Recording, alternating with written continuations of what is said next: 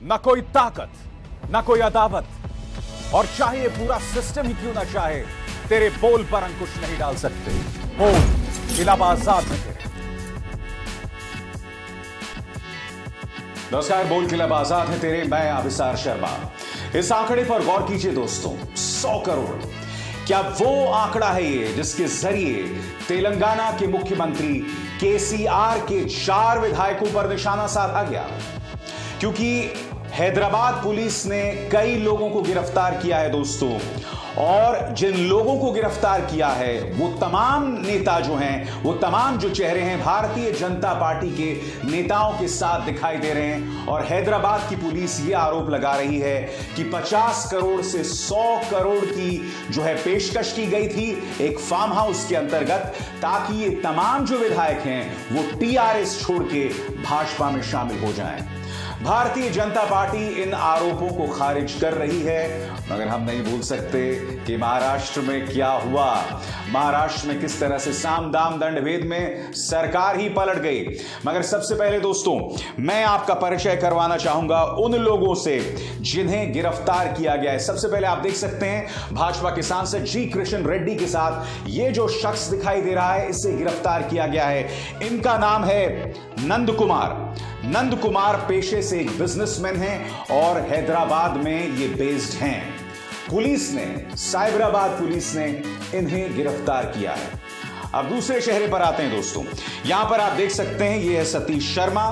ये फरीदाबाद के एक पुरोहित हैं, और यहां पर जैसा कि आप देख सकते हैं सतीश शर्मा जो हैं वो मुख्यमंत्री आदित्यनाथ के साथ दिखाई दे रहे हैं। अब तीसरे चेहरे पर आते हैं जिन्हें गिरफ्तार किया गया है। ये पीठाधीश हैं, वो भी कहां? तिरुपति मंदिर में दोस्तों। और यहां पर आप देख सकते हैं डी सिम्या जी जो कि एक पीठाधीश हैं तिरुपति में, वो दिखाई दे रहे हैं राजनाथ सिंह के साथ। ये तीनों राजनेता नहीं हैं, मगर इन तीनों को गिरफ्तार किया गया है। ये पूरी डील जो है 50 से 100 करोड़ के बीच में हुई, और ये दावा कोई और नहीं बल्कि हैदराबाद पुलिस कर रही है। सबसे बड़ा प्रश्न, हम ये नहीं भूल सकते कि महाराष्ट्र का क्या इतिहास था। एक सरकार चल रही थी, मगर फिर सामदान दंड भेद से ईडी का इस्तेमाल करके, यानी प्रवर्तन निदेशालय का इस्तेमाल के पूरी सरकार ही पलट जाती है। 40 विधायक एकनाथ शिंदे के साथ यहां आ जाते हैं, और नतीजा आपके सामने है। मैं आपको बतलाना चाहूंगा दोस्तों, आखिर वो कौन से 4 विधायक हैं जिन्हें खरीदने की कोशिश की जा रही थी। ये पूरी की पूरी डील होती है रोहित रेड्डी जो कि टेंडूर से विधायक हैं, उनके फार्म हाउस में। और ये कौन से नाम हैं जिन्हें रिश्वत की पेशकश की गई? एक एक करके भी नाम आपके स्क्रीन पर आ रहे हैं। पहला नाम है जी बालाराजू, दूसरा नाम हर्षवर्धन रेड्डी, तीसरा नाम आर के राव, और ये जो पूरी डील हुई वो रोहित रेड्डी के फार्म हाउस में होती है।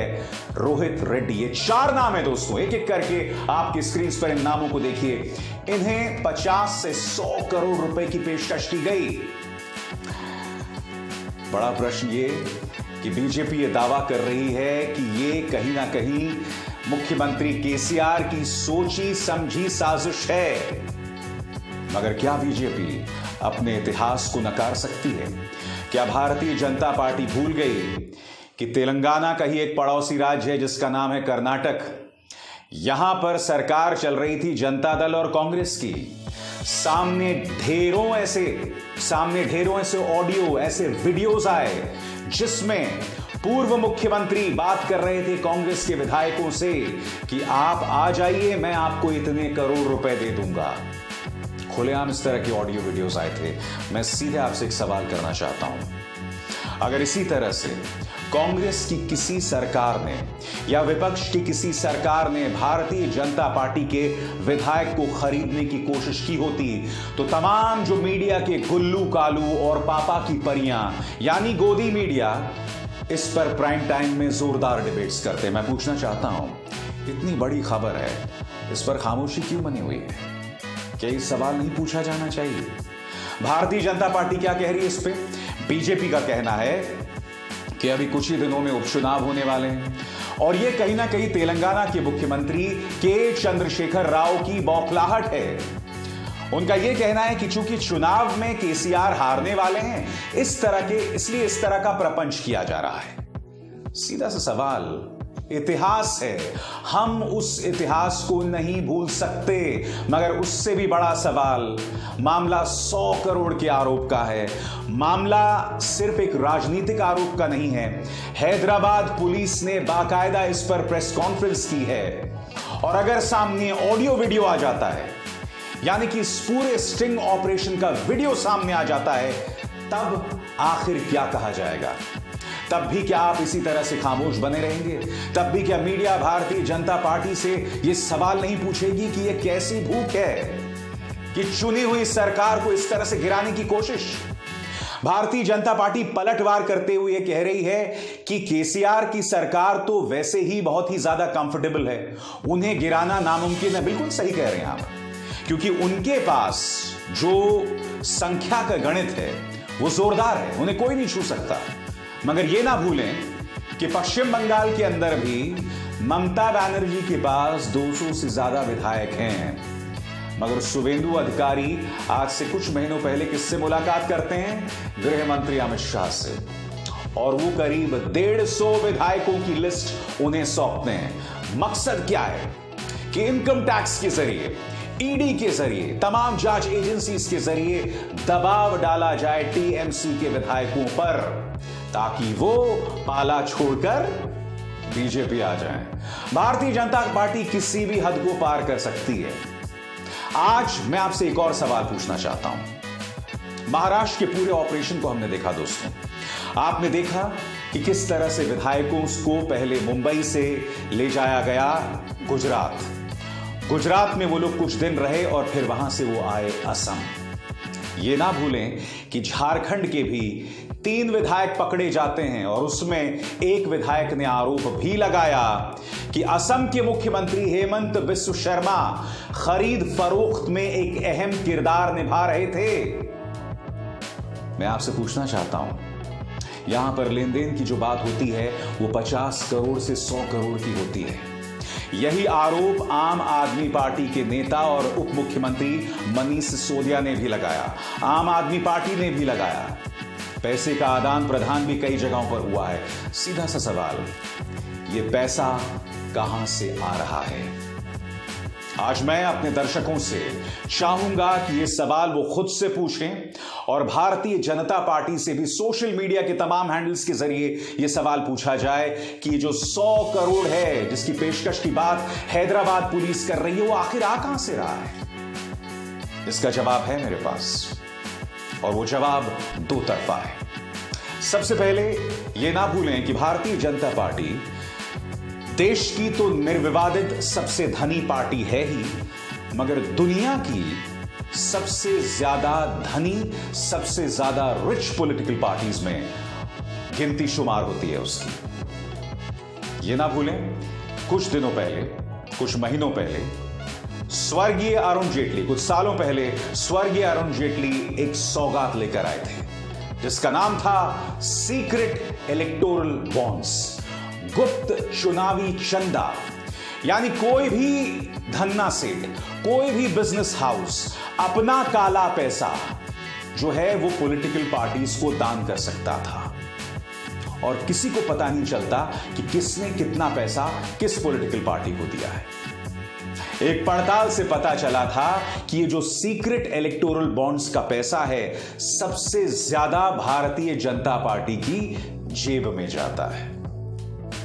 अब क्या आपके उस सवाल का जवाब मिल गया कि ये करोड़ों रुपए आ कहां से रहा है? क्योंकि वो जो सीक्रेट इलेक्टोरल बॉन्ड्स है, जिस पर आपको याद होगा इसी मंच पर मैंने कार्यक्रम किया था, सीक्रेट इलेक्टोरल बॉन्ड्स के खिलाफ रिजर्व बैंक ऑफ इंडिया और खुद चुनाव आयोग दोनों ने आपत्ति दर्ज की थी, और दोनों ने एक ही बात कही थी कि अगर सीक्रेट इलेक्टोरल बॉन्ड्स वजूद में आ गए तो इससे चुनाव बराबरी का मुकाबला नहीं रह जाएगा, क्योंकि जो सत्ताधारी पॉलिटिकल पार्टी है सारा चंदा उसको चला जाएगा। क्योंकि जो सत्ताधारी पॉलिटिकल पार्टी की एजेंसीज है उन्हें पता चल जाएगा कि कौन सा बिजनेसमैन किस पॉलिटिकल पार्टी को कितना पैसा दे रहा है। इसका परिणाम क्या होगा कि ईडी और इनकम टैक्स उसे परेशान करना शुरू कर देंगे। ऐसे में कोई भी बिजनेसमैन विपक्ष को पैसा नहीं देगा। पैसा किसके पास जाएगा? पैसा जाएगा बीजेपी के पास। और जब इतना पैसा बीजेपी के पास जाएगा तो 50 करोड़ और 100 करोड़ की क्या औकात है। अब दूसरी बात, पीएम केयर्स फंड। मैं स्पष्ट कर दूं, मैं नहीं कह रहा हूं कि पीएम केयर्स फंड जिसका गठन कोरोना के दौरान हुआ था उसका पैसा जो है वो खरीद फरोख्त में इस्तेमाल हो रहा है। मैं बिल्कुल दावा नहीं कर रहा हूं, मैं दावा कुछ और कर रहा हूं। पीएम केयर्स फंड जो है वो आरटीआई के अंतर्गत नहीं आता, यानी कि सूचना के अधिकार, राइट टू इंफॉर्मेशन के अंतर्गत नहीं आता, जबकि पीएम केयर्स फंड एक सरकारी फंड है। कायदे से ये पैसा कहां जा रहा है, किसके पास जा रहा है, कितना जमा हो रहा है, ये सब आरटीआई के अंतर्गत आना चाहिए। ये तमाम पैसा एक अंधे कुएं में जा रहा है जिसके बारे में कोई नहीं जानता। अब इस पैसे का कहां कितना इस्तेमाल हो रहा है, इसकी जवाबदेही किसकी है?